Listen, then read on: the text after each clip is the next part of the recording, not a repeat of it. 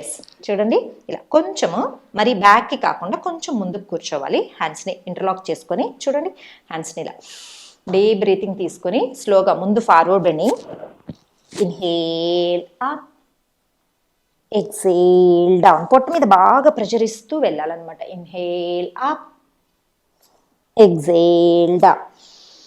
Inhale up, exhale down.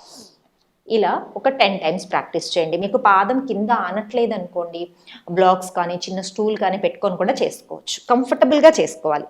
తర్వాత చూడండి, కాళ్ళ మధ్యలో కొంచెం గ్యాప్ తీసుకొని డీప్ బ్రీతింగ్, స్లోగా ఫార్వర్డ్ వచ్చి right, inhale up, twist left.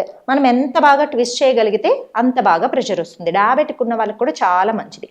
Right, left, right, left.